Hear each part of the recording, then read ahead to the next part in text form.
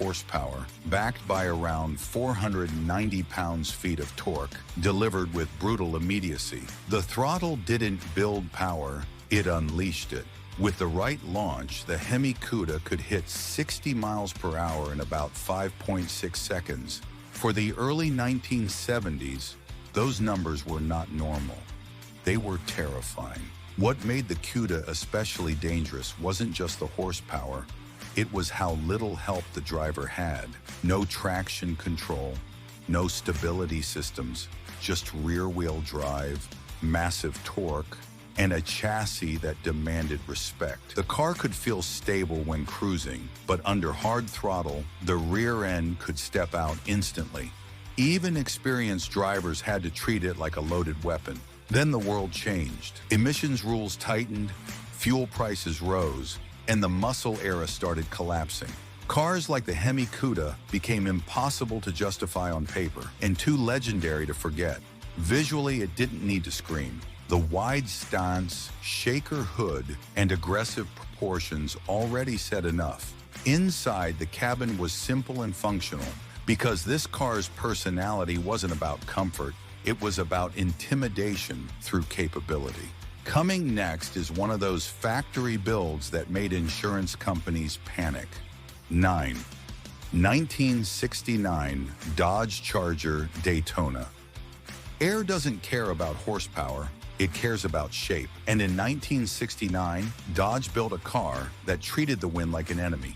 The Charger Daytona wasn't designed to look cool, it was designed to win, and it did it so aggressively that racing officials panicked. Under the hood, buyers could get the legendary 426 Hemi we ate, producing 425 horsepower and 490 pound-feet of torque. In a straight line, the Daytona could launch from 0 to 60 miles per hour in about 5.3 seconds. Terrifying speed for a full-size muscle car that looked like it belonged on a runway.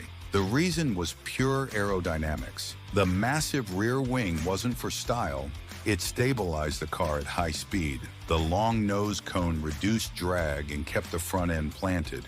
It was one of the first American cars that proved airflow could be just as powerful as engine size. But the Daytona created a problem. It was too effective. NASCAR quickly responded by changing the rules, restricting engines, and effectively killing off the wing car era. The Daytona became rare overnight, not because it failed, but because it embarrassed everyone else.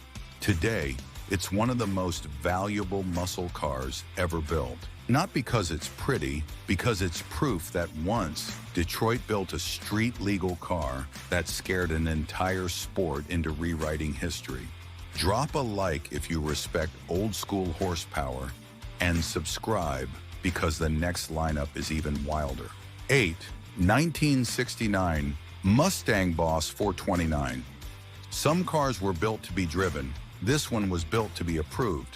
The 1969 Mustang Boss 429 exists because racing demanded it, and Ford was willing to bend reality to make it happen. At the center of the story is the 429 cubic inch Boss V8, a monster designed for NASCAR homologation. Officially, it was rated at 375 horsepower, but that number was a polite lie.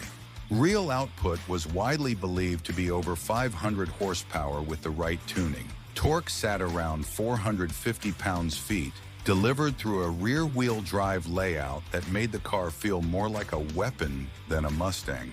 0 to 60 miles per hour came in roughly 6.8 seconds, not because it lacked power, but because it struggled for traction. The engine was so large that Ford had to outsource the conversion work to Carcraft, where the Mustang's engine bay was modified just to make the big block fit. Suspension pieces were upgraded, the battery was relocated, and everything about the front end was reworked.